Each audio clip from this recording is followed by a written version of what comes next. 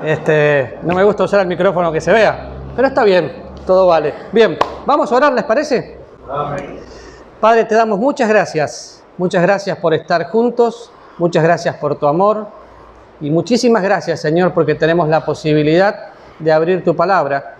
Te necesitamos, queremos escuchar tu voz, queremos que nos enseñes, en el nombre de Jesús. Amén. Bien, qué bueno, no es en vano, ¿no? Claro que no es en vano. No es en vano hacer la obra de Dios a la manera de Dios. Sería en vano intentar servir al Señor, como dije esta mañana, y hacerlo con mis propias fuerzas. Por eso empecé definiendo y describiendo lo que era un discípulo, y pensando un poquito en eso y pensando en el discipulado, vamos a Mateo capítulo 28, para ver un principio que el Señor Jesús nos deja.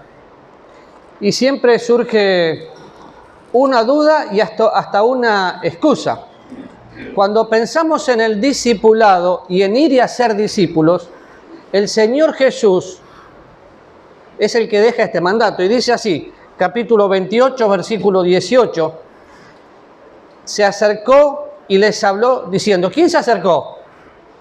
Jesús.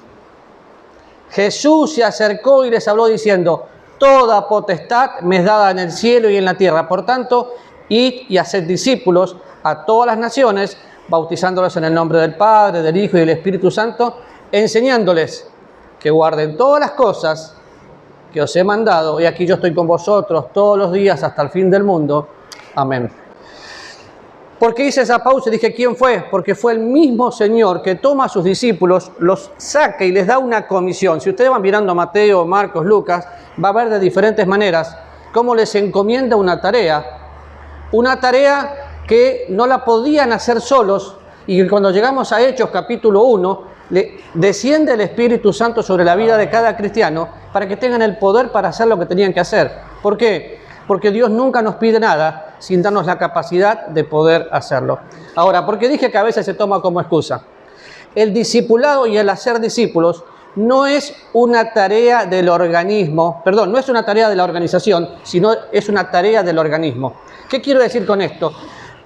Muchos dicen, la iglesia tiene que discipular. Por ejemplo, se acercó alguien el otro día y me dice, ¿por qué aquí en la iglesia no salimos todos los sábados a ser discípulos? Digo, ¿y por qué no sale usted a ser discípulos cada día? Porque toda iglesia lo hace los sábados. Eso es forma, no es función. Pero si usted quiere, con mucho gusto, lo espero el sábado. Definitivamente no llegó. Pero muchas veces queremos echar la responsabilidad sobre otro, olvidándome que la responsabilidad es mía. Jesús no dijo a la iglesia local, vayan y hagan discípulos. Jesús le dijo a sus discípulos que hagan discípulos. Todo discípulo hace discípulos, porque el discípulo que no hace discípulos no es un discípulo. Ahora, ¿dónde está la clave acá? Toda potestad, toda nación, todo lugar, toda persona necesita recibir el mensaje de Cristo, y qué bueno es Dios, porque nunca, absolutamente nunca, va a utilizar otro medio que no sean personas. Si usted mira un poquito la Biblia, se va a acordar, estaba el apóstol Pedro aquí, estaba Cornelio acá. Pedro estaba recibiendo una visión, Cornelio estaba recibiendo una visión. ¿Quién le dio esa visión a Cornelio? Un ángel. ¿Y por qué el ángel no les predicó el evangelio? Porque los ángeles no tienen el privilegio que usted y yo tenemos. Los ángeles son ministradores de aquellos que llegamos a la salvación, pero no pueden predicar el evangelio. Nosotros sí. Entonces, Dios prepara el corazón de Pedro para que dé el mensaje, prepara el corazón de Cornelio para recibir el mensaje, pero tuvo que ir Pedro, no un ángel. Así que, ¿quién tiene que ir a ser discípulos? Usted. Usted y yo. La comisión es individual.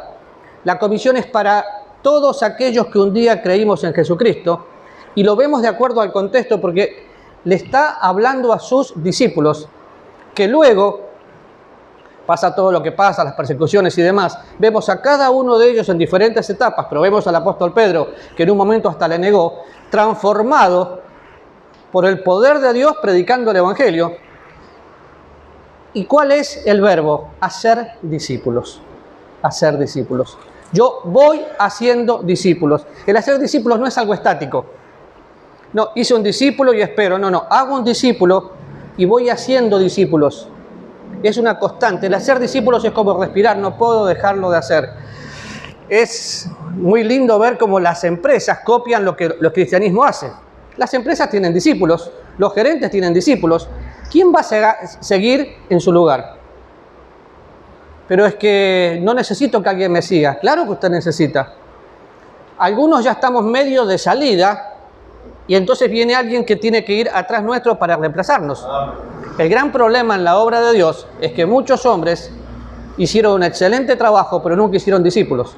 Muchas mujeres hicieron un excelente trabajo, pero nunca hicieron discípulos.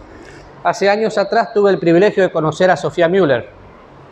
Si han leído su libro, es una mujer de este tamaño, y capaz que me quedo corto, con un carácter espectacular. Ella llegó a la selva de Colombia. En ese momento, llegar a la selva, hace muchos años atrás, si hoy era feo, en ese momento era muy feo. Llegó con un grupo de personas, todos muy miedosos, ella con mucho carácter, y después de diferentes situaciones donde le dieron a tomar algo que estaba envenenado, ella no se murió. Pensaron que era un milagro que había sucedido y le empezaron a escuchar. Y Sofía empezó a predicar el Evangelio y empezó a hacer discípulos. Ninguno de los hombres había quedado con ella. Ella empezó a discipularlos y después los colocaba en el lugar donde tienen que estar. Con el tiempo llegó a Argentina Sofía con sus discípulos, pero uno de ellos es Ramón Rivas. Puede leer el libro de él, la biografía de él. Ramón Rivas había sido formado por Sofía, es argentino, llegó a la selva y también hizo discípulos. ¿Y saben qué vimos? Vimos discípulos en toda la selva de Colombia, al punto que, si han leído el libro donde unos misioneros son matados por los indios Aucas, el indio que mató a ese misionero, hasta hace 10 años, después no supe más de él, era pastor de una iglesia. Había llegado al Evangelio. ¿Por qué? Por una pequeña mujer que entendió un gran Dios y hizo discípulos. No es en vano. Amén. La vida cristiana consiste en mirar para atrás y ver si dejé una huella. ¿Qué huella? Las huellas del Maestro. Por eso voy por todo el mundo, hago discípulos a todas las naciones. Fíjese, toda la nación, todo lugar, todos los días, un solo mensaje. El mensaje de Cristo. Y hoy yo definí más o menos lo que era hacer discípulos, pero nosotros tenemos en nuestras manos, un mensaje que transforma vidas. Y a veces pensamos, pero es que yo quiero un Dios de milagro. Más milagro que pensar que alguien es trasladado del reino de las tinieblas al reino de su amado Hijo. Y buscamos mucho conocimiento, y yo no tengo problema en el conocimiento. Quiero que la gente entienda la Biblia, que conozca teología, pero tener lo académico sin lo espiritual es como tener un carro sin gasolina. La vida cristiana es una vida de equilibrio. Conozco, practico. Conozco, practico. Ustedes, como dije esta mañana, tienen un privilegio. Estudian la Biblia a las 8 de la mañana, a las 10 de la mañana, a las 6 de la tarde, los viernes, juntos. Pueden crecer. Pero ese no es el secreto. El secreto de la vida cristiana es poner en práctica todo lo que voy aprendiendo. ¿Qué haría un ingeniero si solamente va a la universidad, se llena de conocimiento, pero nunca puede poner en práctica su conocimiento? Nada. Muchos cristianos estudian mucho y hacen nada, y siempre viven aprendiendo, pero no practicando. Sabiduría es practicar. Entonces, pensamos en discípulos y dijimos que hacer discípulos era ser un aprendiz, pero un aprendiz que se esfuerza, en la gracia de Dios. Un aprendiz que imita al maestro, que sigue las pisadas del maestro. ¿Y por qué no podemos decir también que es un imitador? El apóstol Juan dice, sean imitadores de mí como hijos amados. El apóstol Pablo dice lo mismo, imítenme a mí, porque yo imito a Cristo. Ahora, imitar, hacer mímica. Si alguien en este momento hace mímica de usted, ¿cómo saldría la mímica? ¿Saben que es interesante pensar que todos nosotros estamos marcando vidas? Y alguien nos está siguiendo y no nos vemos. Hace varios años atrás trabajaba con adolescentes y yo les enseñaba que cada día tenían que hacer su tiempo con Dios. Le llamábamos la aventura de la hora silenciosa. Pasaron 40 años y todavía me acuerdo. Yo le enseñé a Maxi a hacer la aventura de la hora silenciosa todos los días, porque el día que no lo hacía me fallaba, le dije. Nunca hay que decir eso, pero se lo dije. Y un día viene Maxi, yo estaba apurado y me dice, Raúl, aclaremos que es Argentina, por eso me habló así. ¿Hiciste tu hora silenciosa? Uy, dije yo, me agarró. Ya te contesto, Maxi. No me versíes, ¿la hiciste o no la hiciste? Maxi, la verdad que hoy no tuve tiempo. Y se puso a llorar. Me mentiste, me dijiste que sin eso no se podía vivir. Y lo defraudé. ¿Saben que a partir de ese momento no me olvido de Maxi y menos de mi tiempo con Dios? ¿Por qué? Porque todos estamos influenciando sin saber lo que estamos haciendo. No nos ven, pero nuestra sombra ahí está. A veces no nos damos cuenta que el Señor está, pero siempre está. Entonces, pensando en eso y pensando en el discípulo, ¿qué necesita un discípulo? Vaya conmigo, por favor, a Hechos capítulo 2.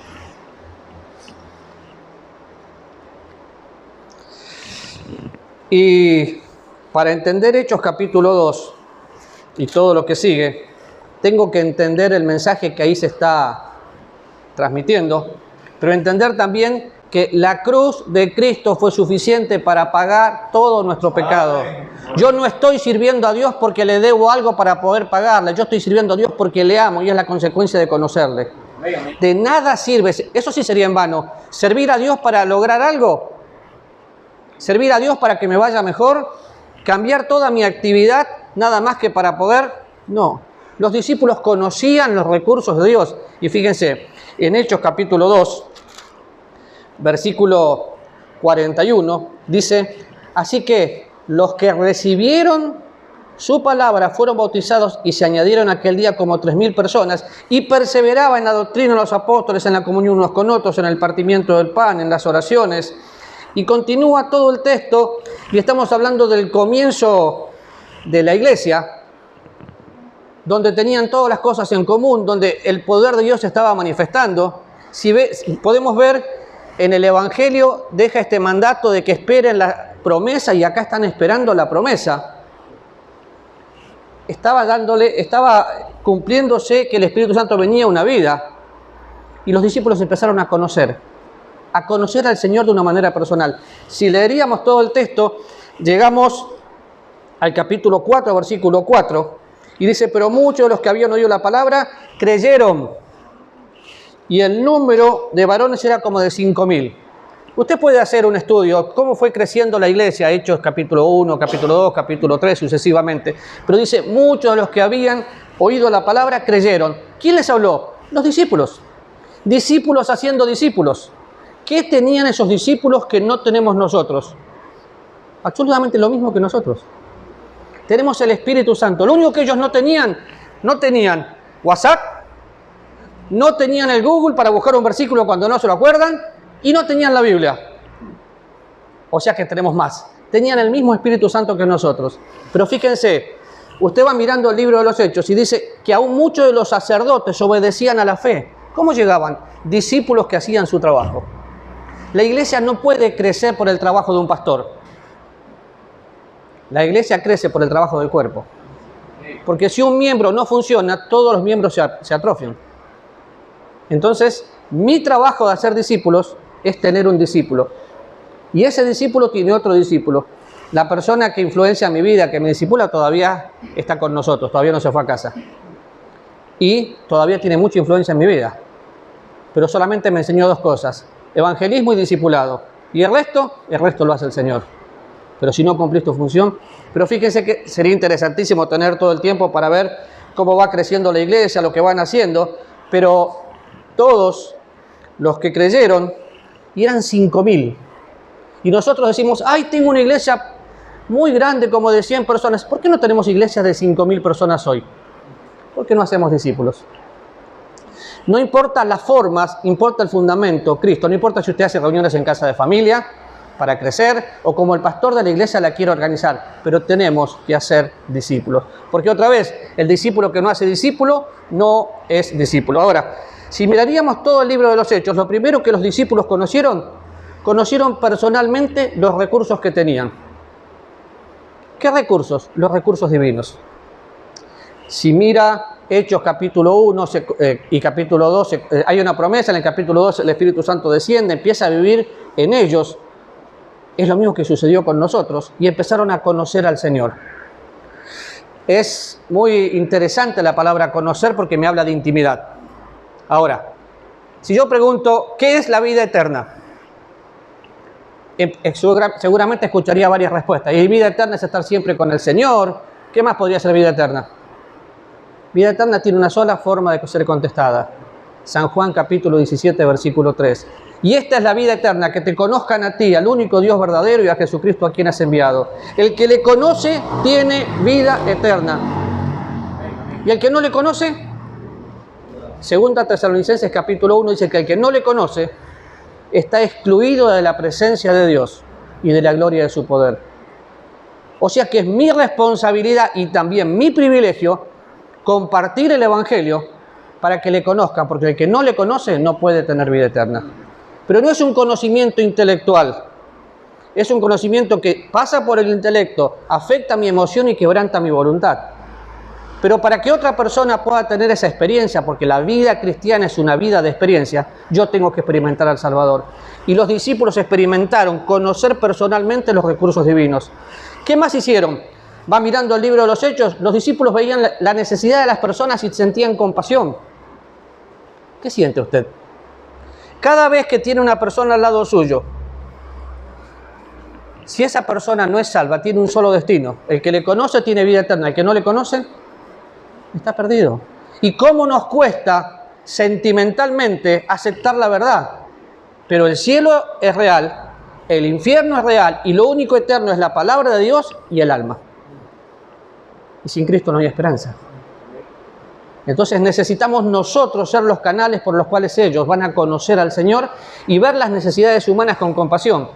Cuando pensamos en compasión vemos el ejemplo de Jesús. Miraba a las multitudes y ¿qué sentía? Compasión, un deseo interno, ponerse en la piel del otro. Los discípulos hacían lo mismo. Por eso vemos que hacían diferentes tipos de milagros para sanar. Por eso vemos que recolectaron una ofrenda, una iglesia gentil para una iglesia judía. Pero si no se hablaba mucho porque tenían problemas, pero es que mostraron amor de diferentes maneras. Y nosotros necesitamos llegar a una sociedad que está perdida con un mensaje que transforma vidas. Y tenemos que llegar conociendo los recursos que tenemos. Y tenemos el recurso del Señor. ¿Qué más? Estar dispuestos a ser los canales. Los canales por donde ese recurso pase. Por eso dije, Dios no quiere que yo haga un ministerio, y voy a usar el nombre de mi amigo, imitando a Ronnie. Quiere que lo imite a él. Claro, si Ronnie imita a Cristo, quiero imitar a Ronnie. Es un hecho. Pero el ministerio se hace por encarnación. Dios vive en mi vida y yo hago lo que Él hace, hago lo que le agrada. ¿Y qué busca el Señor? Filipenses capítulo 1. Dice versículo 11, y llenos de fruto de justicia que son por medio de Jesucristo para gloria y alabanza de Dios. Por medio de. No es por medio mío, es por medio de.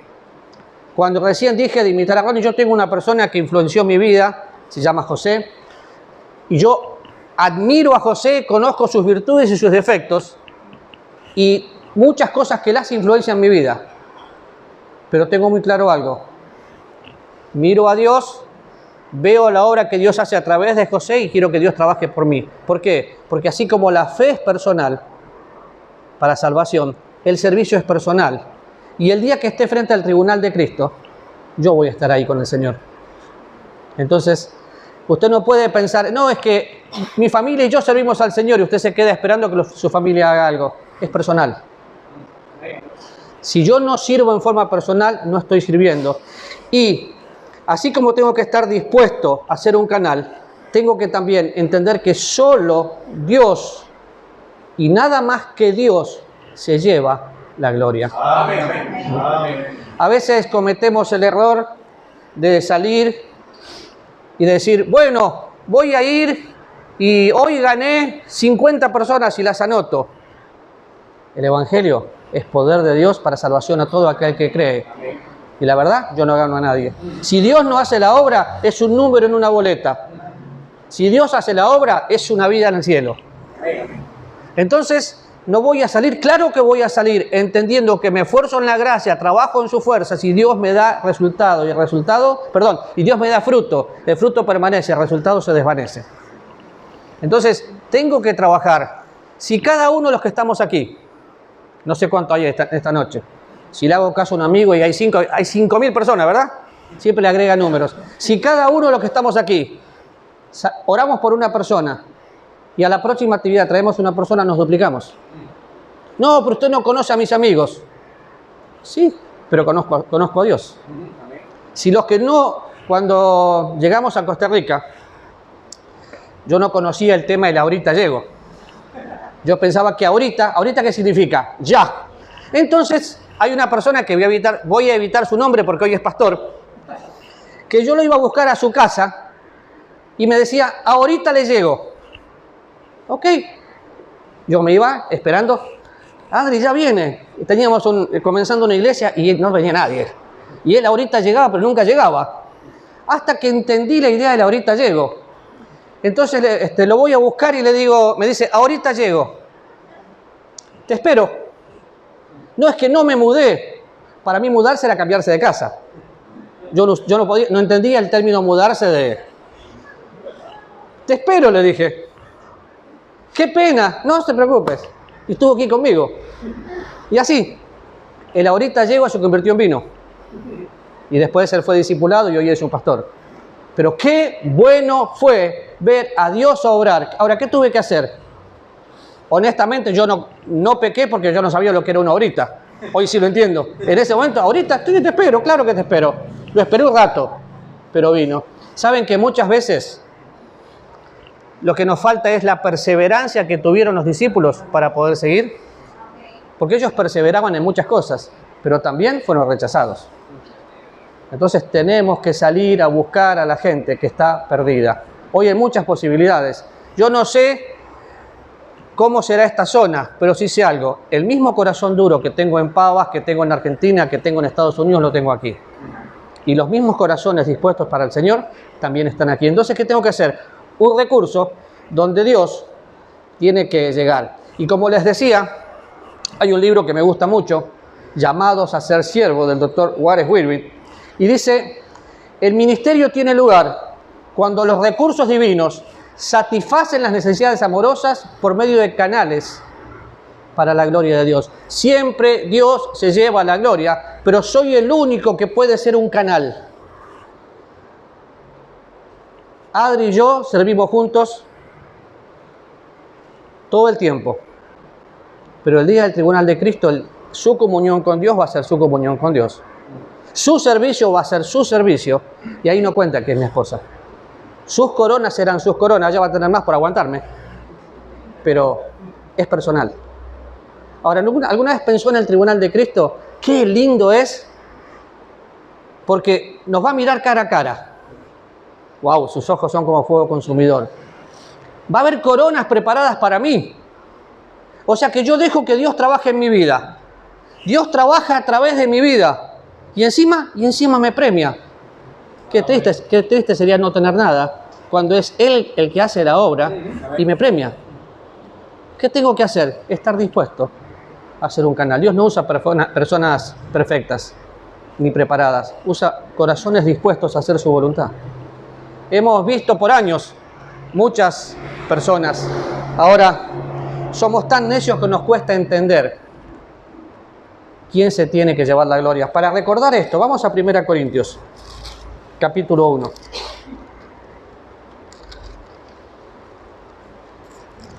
Usted podría ir de memoria y pensar en todo lo que pasó con Josué y cómo termina Josué sus días diciendo yo y mi casa servimos al Señor, pero no vemos a un Josué gloriándose.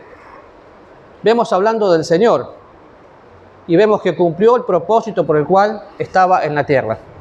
Ahora, todos nosotros definitivamente tenemos un plan que Dios quiere trazar. Y la única persona que te puede descalificar de ese plan no es Dios, sos vos, es usted. ¿Por qué? Porque o hago lo que Dios me pide para hacer, o me quedo esperando.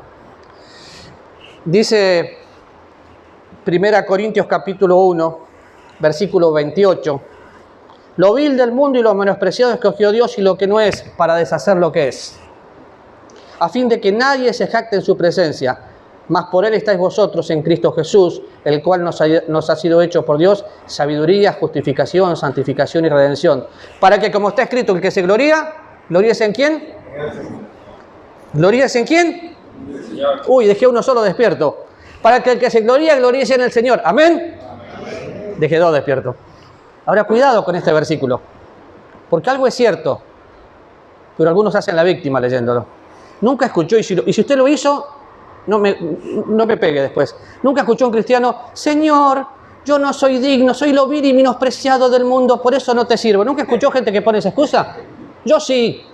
Excusas, y las excusas las pone el diablo. Yo no soy lo vil y menospreciado. Yo fui lo vil y menospreciado. Yo soy su especial tesoro, soy redimido por la sangre del Cordero, soy justo, soy santo, soy su hijo. ¿Qué más puedo pedir? Ay, pero es que yo no tengo la capacidad. Me alegro que no la tenga, como dije esta mañana. Porque el único que se gloríese en lo que Dios hace, no en lo que usted hace. Porque Dios escogió, nos transformó y nos usa como instrumento para su gloria. Qué interesante es pensar eso, porque soy el portador de la gloria de Dios o soy quien no hace nada y la gente no puede ver a Dios. La gente quiere ver a Cristo en nosotros. Como está escrito, el que se gloríe, gloríese en el Señor. Ahora, pensamos un poquito en los discípulos y vamos conmigo a Mateo capítulo 4. Yo esta vez no miré la hora. Me apuré a la mañana, pero ahora sí díganme a qué hora tengo que terminar.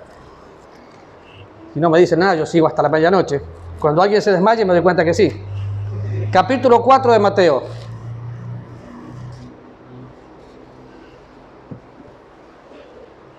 No, en serio, no miré la hora, pastor. Ok, capítulo 4 de Mateo. ¿Lo tienen? Versículo 18. ¿Quién estaba andando por ahí? Jesús. ¿Qué estaba haciendo Jesús? Contéstenme así, sé que están despiertos. Vamos. Estaba andando, ¿qué estaba haciendo? ¿Qué estaba viendo? El mar. ¿Qué más vio? Vio a dos hermanos, a Simón llamado Pedro, vio a Andrés. ¿Qué estaban haciendo los hermanos? Echando las redes, estaban pescando. Estaban ocupados. Y ojo, no eran los que tiraban la cañita a ver cuál saco. Tenían una empresa, vivían de eso, eran personas ocupadas. A veces pensamos otra vez que ser misionero o servir a Dios, tengo que dejar todo tirado para poder hacerlo, y está bien si usted lo hace, pero no deje nada tirado porque eso es desorden. Ellos no dejaron nada tirado, pusieron prioridades en orden y dejaron que Dios ocupe el lugar que tiene que ocupar. ¿Saben que hay algo que a mí no me gusta? Durante muchos años yo dije: yo quiero que Dios ocupe el primer lugar en mi vida. Hasta que un día orando dije: ¿quién ocupa el segundo? Yo. Olvídate, yo no quiero que Dios ocupe el primer lugar. O estoy completo en Cristo y es todo para mí, o no quiero nada. Pero cuando va a leer este versículo, dice que estaba Jesús andando, ve a los hermanos, a Pedro, a Andrés, su hermano, que echaban la red en el mar, y les dijo: venid en pos de mí y os haré pescador de hombres. Ellos entonces, dejando al instante las redes, le siguieron. Y pasando de allí, vio otros dos hermanos, Jacob, hijo de Zebedeo, y Juan, su hermano, en la barca con Zebedeo, su padre, que remendaban las redes, y los halló. Y ellos, dejando al instante las redes, ¿y a quién más? Y a su padre. ¡Wow! Dejaron el trabajo, dejaron su familia y entendieron que Dios era todo para ellos. El servicio a Dios y el discipulado implica a veces renunciar a ciertas cosas. Y no lo digo yo, lo dice la Biblia.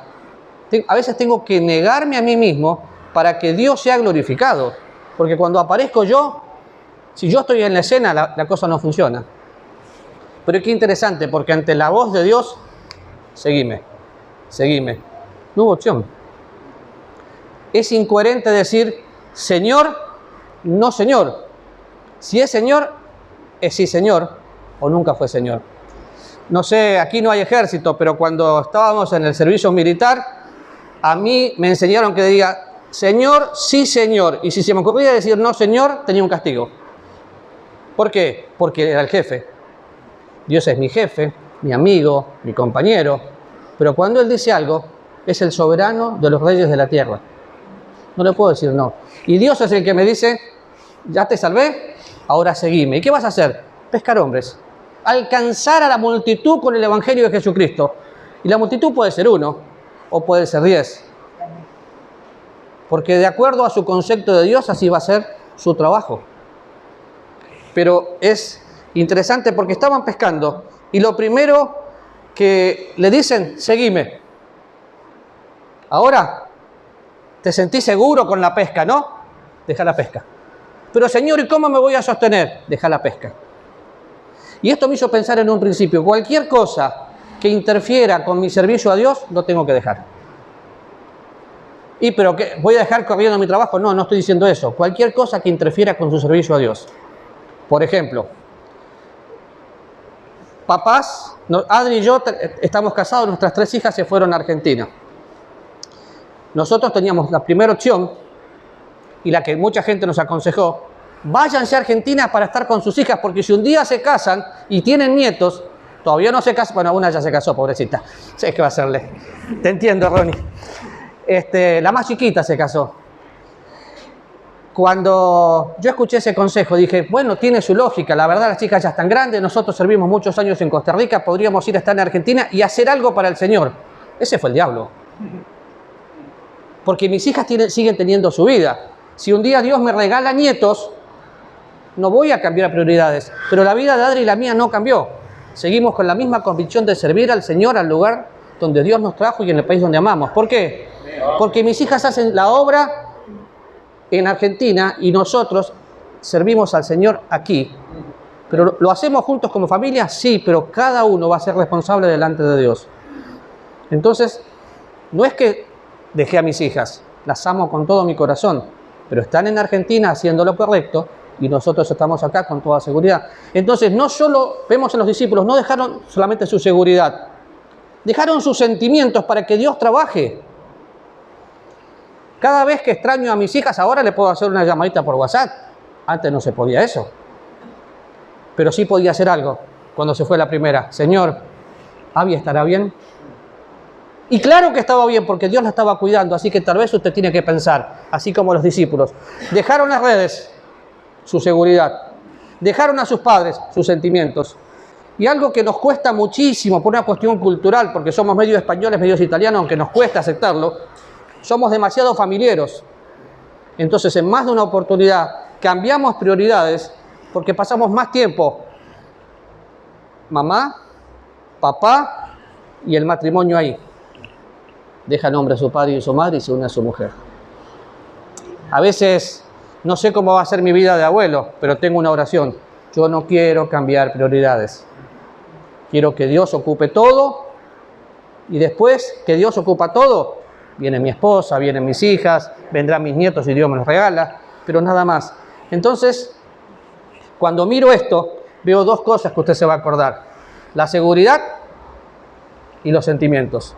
2 armas que el diablo va a usar para hacerle sentir inseguro. ¿Por qué? Porque si usted no tiene económicamente lo que cree que necesita, va a querer buscarlo por cualquier medio. ¿Saben que uno come con lo que tiene y gasta lo que gana? Y cuanto más gana, más gasta. Nos acostumbramos a todo. Y los sentimientos son excelentes porque los puso Dios. Pero emociones sin el control de Dios, por eso el Señor se ocupó de regalarnos el fruto del Espíritu. Amén. Y podemos disfrutar de templanza, mansedumbre. Es nuestra, es solo para disfrutar. Ahora, claro, hay cosas que pueden arruinar la gloria de Dios, arruinar mi ministerio. Y cuando pienso en eso, pienso, bueno, ¿cómo tengo que servir al Señor? En el libro de Romanos, capítulo 11, dice que te tengo que servir fervientemente y con diligencia. El fervor es como cuando pongo a hervir algo a lo máximo. Imagínense ahora cuando empiece el Mundial. Pero no vayamos tan lejos. ¿Cuántos sapricistas hay acá? ¿Algún perfecto? ¿Cuántos liguistas? Imagínense, una vez, bueno, para no meterme en lío con sapricistas y liguistas, una vez fui a Argentina a ver un partido de Boca y River. A mí no me gusta el fútbol, pero había que ir. Estábamos en la cancha de fútbol y estábamos apretados así. Cuando la gente se paraba, nos paraban. Se sentaban, se sentaban. No teníamos opción. Cuando sale el equipo de Boca y River, tiran papelitos.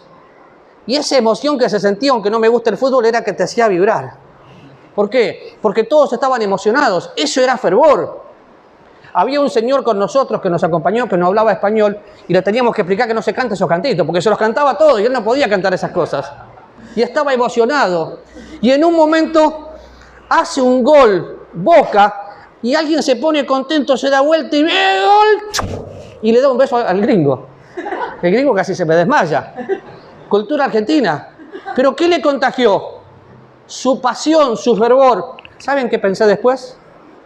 Si ese mismo fervor que teníamos, la cantidad de cristianos que estábamos en esa cancha, lo pondríamos en la obra de Dios, ¿qué hubiera pasado? No tenemos ese fervor para Dios. Y ese fervor duró lo que dura un partido. Salimos de ahí, nos reíamos por lo del gringo que le dieron un beso, porque él no entendía qué pasó, y se acabó el fervor. Pero la Biblia dice, fervientes en espíritu, sirviendo al Señor. Ese fervor viene cuando tengo la fe en el lugar correcto. El autor y consumador de la fe es Cristo.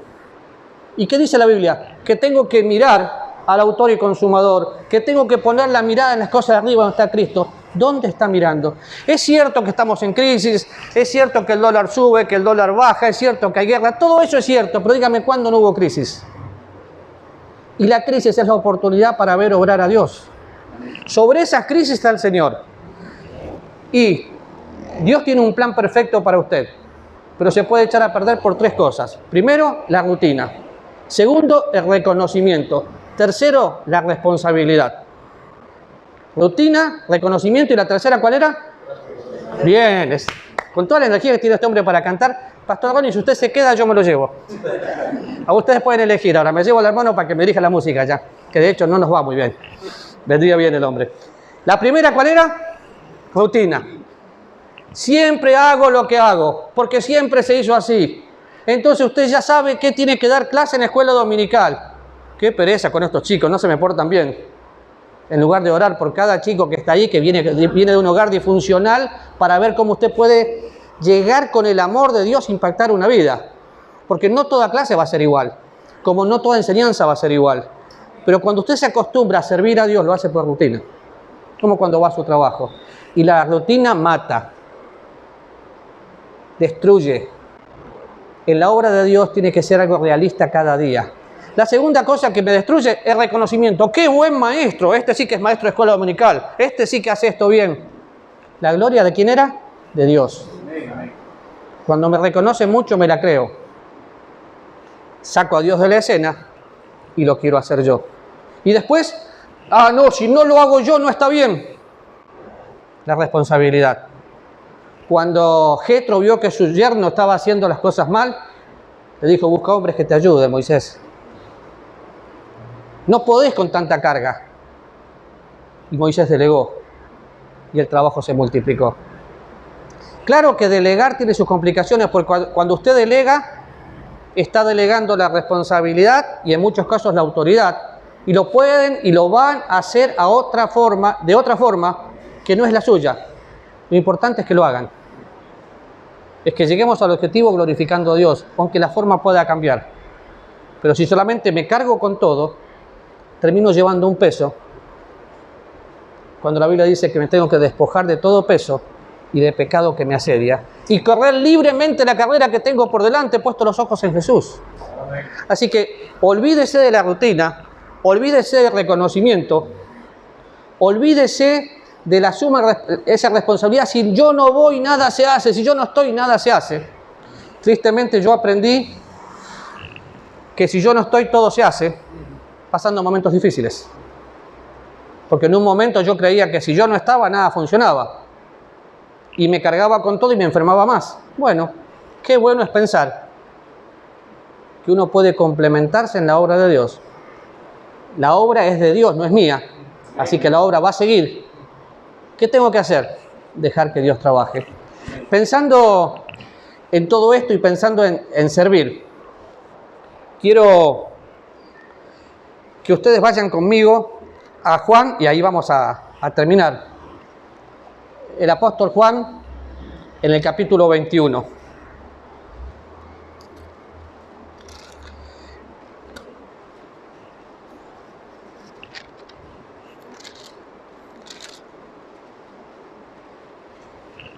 Mientras buscan eso, permítame leer para ustedes. Porque no osaría hablar sino de lo que Cristo ha hecho por medio de mí para la obediencia de los gentiles, con palabras y con obras, porque no osaría hablar lo que Cristo ha hecho por medio de mí. No lo hice yo, es Cristo en mí. Con Cristo estoy juntamente crucificado, ya no vivo yo, Cristo vive en mí. Y lo que ahora vivo en la carne, ¿lo vivo en qué? En la fe del Hijo de Dios, que me amó y se entregó por mí. Esa entrega que me dejó un ejemplo a seguir. Pero cuando llegamos a San Juan 21, encontramos al Señor confrontando a Pedro. ¿Se acuerdan? Ahora piensen un poquito en Pedro. Algunas características de Pedro que ustedes se acuerden. Primero hablaba y después pensaba. Pedro fue el que le dijo, no, Señor, no vayas. Pará, si es Señor no me puede decir eso. Y Dios le dijo, apártate de mí, Satanás. Pedro tenía buen carácter. Pedro le dijo, Señor, mi vida pondré por ti. ¿Qué hizo después? Le negó. Sin embargo, vemos en este capítulo, en este tiempo, al Señor Jesús que resucita y le dice, vayan y díganle a todos, también a Pedro. Lo levantó. ¿Por qué? Porque no tengo duda que cuando Pedro estaba en el patio, calentándose las manos y negando al Señor, y el Señor lo miró, con su mirada lo amó y con su mirada lo corrigió. Aunque yo no quisiera que Dios me mire así. Pero lo hizo. Ese mismo Pedro que estaba ahí negando al Señor, lo vemos en el capítulo 3 del libro de los Hechos, totalmente transformado, predicando el Evangelio con denuedo, buscando alcanzar personas, cumpliendo el propósito de Dios. Pero acá vemos a Pedro que se va a pescar. Se va con los muchachos. Se los lleva. Estaban pescando y eran profesionales. ¿Y cuánto habían pescado? No habían pescado nada. Y fíjense, versículo 4. Cuando ya iba amaneciendo se presentó Jesús en la playa, mas los discípulos no sabían que era Jesús. Y les dijo, hijitos, ¿tenés algo de comer? Y respondieron, no. Y les dijo, echad la red a la derecha de la barca y hallaréis. Entonces le echaron y ya no podían sacar por la gran cantidad de peces. Entonces aquel discípulo a quien Jesús amaba dijo a Pedro, es el Señor. Simón Pedro, cuando oyó que era el Señor, se ciñó la ropa porque se la había despojado y se echó al mar. Y los otros discípulos vinieron con la barca y arrastrando la red de peces, pues no distaba de tierra sino como 200 codos, unos 100 metros, y al descender a tierra vieron brasas puestas y un pez encima. Y Jesús les dijo, traed los peces que acabáis de pescar. Traed los peces que acabáis de pescar. Y esta es la manera que el Señor se manifiesta, y usted conoce el pasaje. Pero se imagina, en primer lugar, desde mi punto de vista, los discípulos no estaban haciendo lo correcto, porque un momento atrás habían dejado su seguridad y sus sentimientos. Obviamente hay que entenderlos, porque el Señor les dice, vayan y esperen la promesa, pero ellos no estaban entendiendo lo que pasaba. Yo veo por las Escrituras que los discípulos conocieron al Señor verdaderamente después de la resurrección y experimentaron su poder. Pero acá estaban turbados, por eso no se dieron cuenta que era el Señor. Pero habían perdido el objetivo y Dios los encamina otra vez.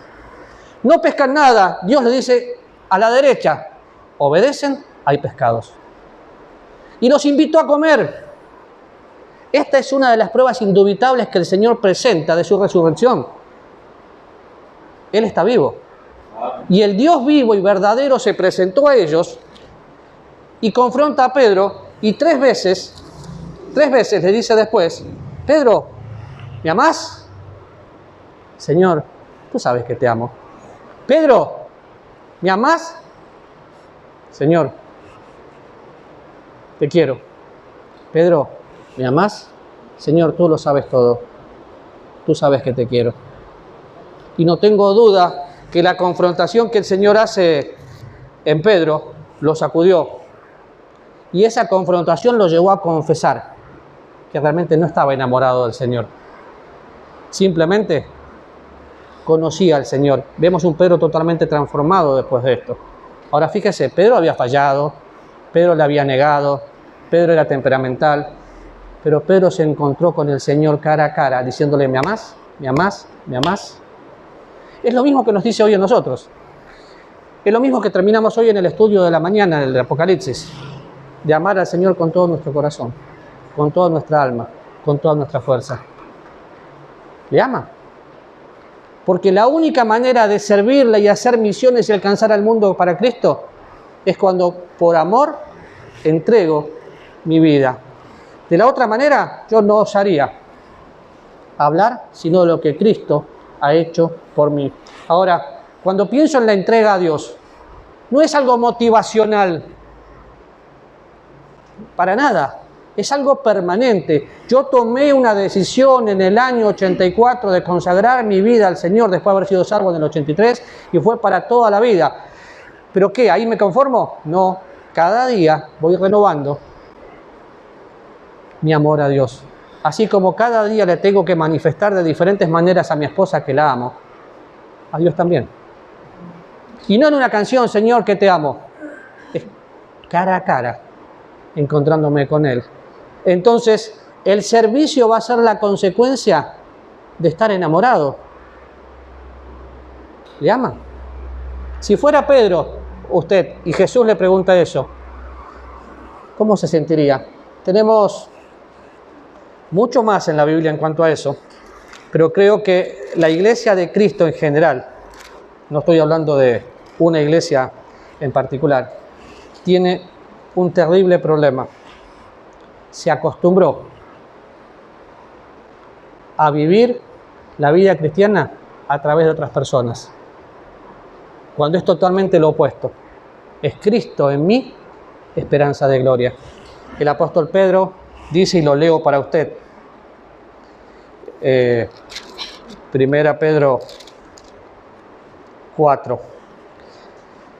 Amados, no os sorprendáis del fuego de prueba que os ha sobrevenido, como si alguna cosa extraña os aconteciese, sino gozaos por cuanto sois participantes de los padecimientos de Cristo, para que también en la revelación de su gloria os gocéis con gran alegría.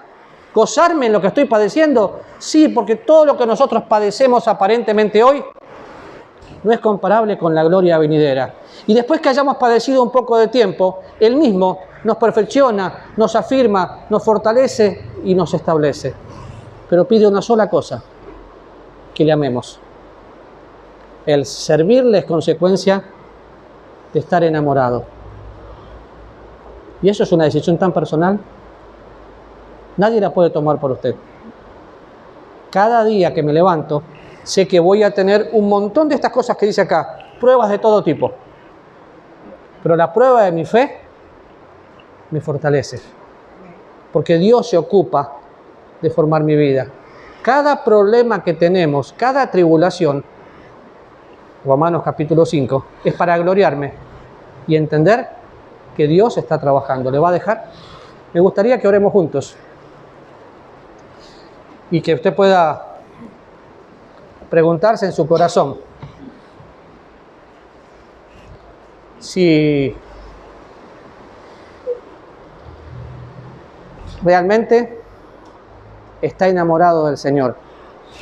Le voy a pedir al pastor Ronnie que venga para terminar este tiempo orando. Así con tu cabeza inclinada y todo cerrado. Aquí, para ti.